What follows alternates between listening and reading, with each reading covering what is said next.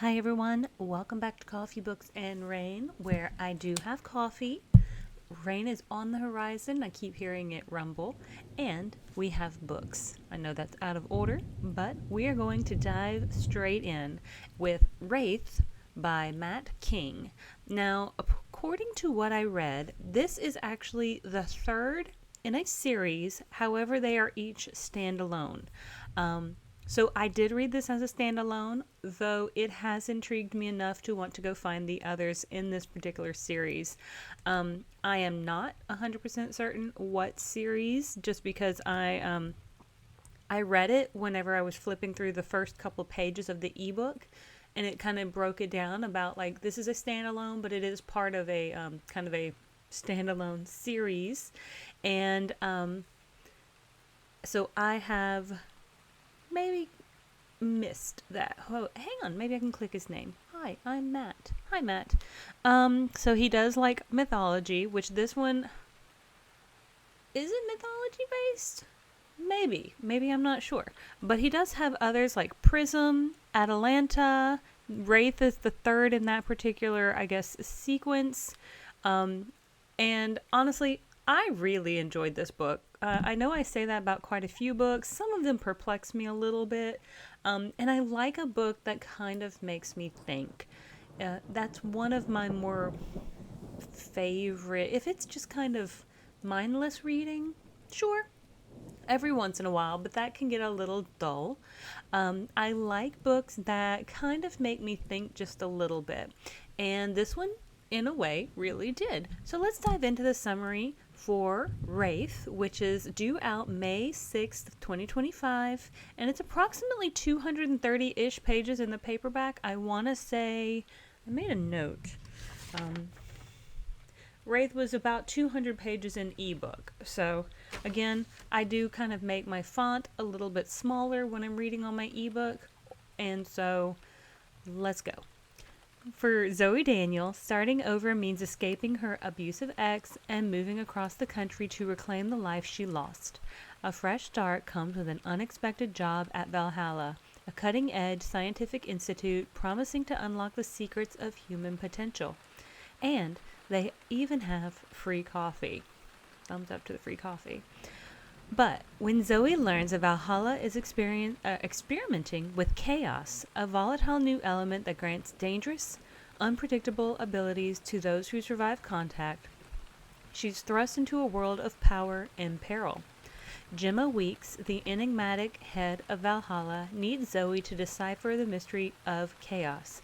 With her daughter's life on the line, Gemma is desperate for chaos to be the miracle cure that can save her. When Zoe is accidentally exposed, she gains powers that defy logic and drag her straight into the crosshairs of forces eager to exploit them. Now, as chaos spreads, Zoe's life becomes a high stakes battle for survival against both the shadowy threats of Valhalla and the vengeful return of her ex. In a world where myth meets science, she must decide how far she's willing to go to control the power within her before it destroys everything. A high octane blend of science fiction, action, and dark mythology, this story pulls readers into a world of powers and betrayal where monsters, human or otherwise, aren't always who you expect. So, I had only just briefly read, like, often when I do request these books on NetGalley, I literally read, like, the first summary of, like, a little, like, of, I guess, the posting on NetGalley. On NetGalley, you mainly see the cover and the author. Sometimes you don't even see the cover because it may be coming soon. You can then click it to request it, and it'll give you like a little spiel. And so I think I had just read something about chaos changing everything and that this had mythological undertones. Well, I love mythology in all forms and all cultures, and I did my master's thesis on epic poetry, focusing primarily on Greek and Roman mythology, but also weaving in other other mythologies as well. I wanted it to be a fairly comprehensive way to demonstrate mythological I guess, ties to the cultures that they represented. It was a really fun master's thesis to write. So, anytime I run across a book that's either a mythological retelling or taking it in a completely new way, I am usually drawn to it for those reasons. And that is why I picked this one up.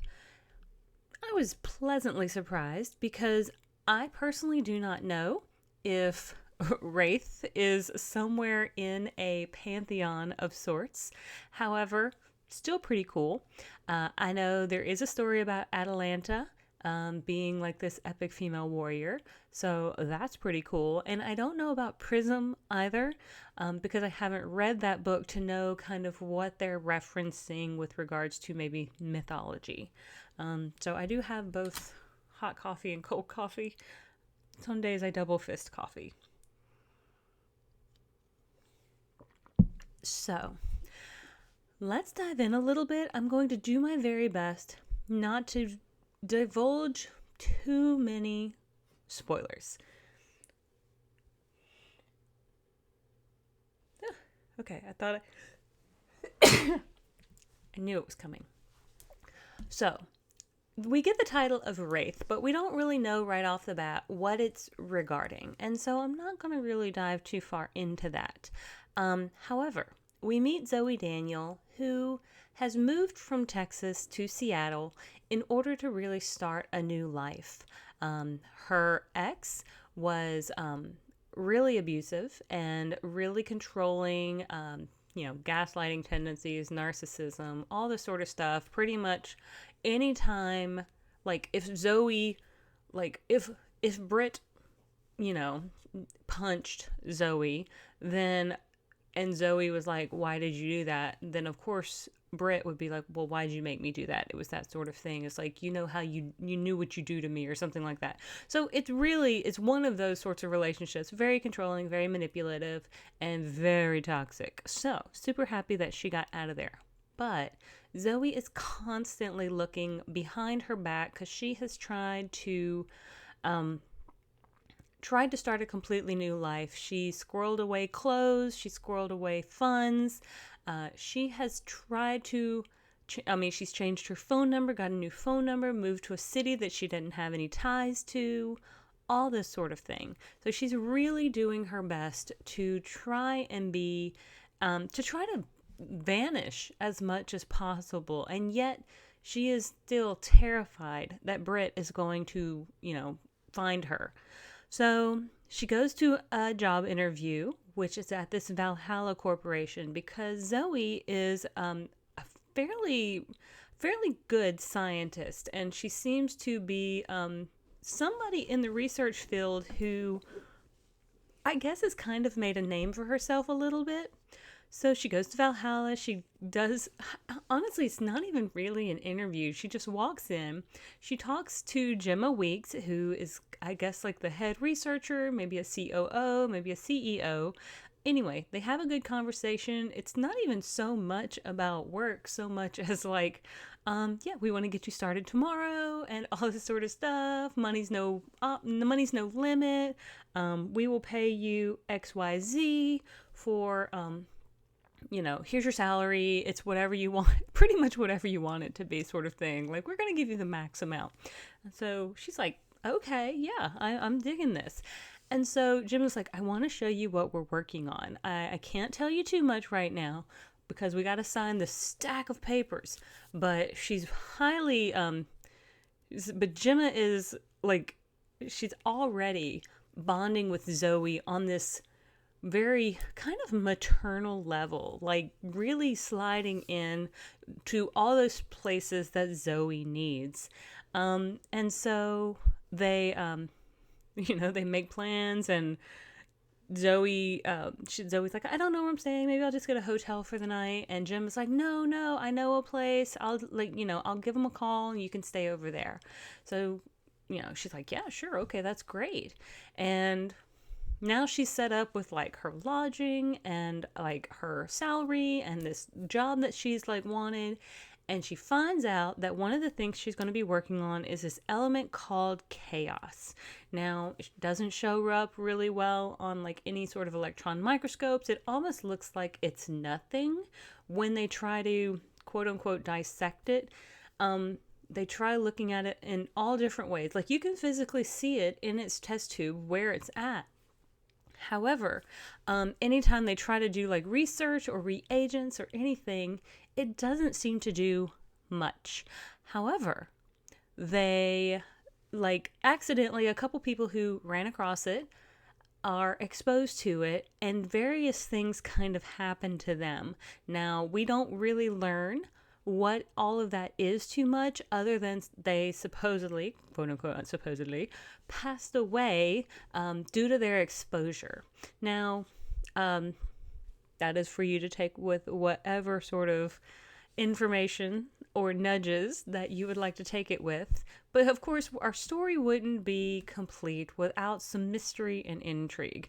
Now, Gemma has a daughter who seems to be probably 19-ish years old, who has contracted like stage 4 cancer, and I forget what kind of cancer, but it has absolutely ravaged her body, and she is now on life support at the hospital. She's in a coma, she's not aware of anything, and Gemma is just absolutely determined to try and figure out a way for her daughter to and I think her name is Amarin. I think it's something like that. It's like Amarin, and it's really pretty. Like, I was like, wow, that's a really pretty name.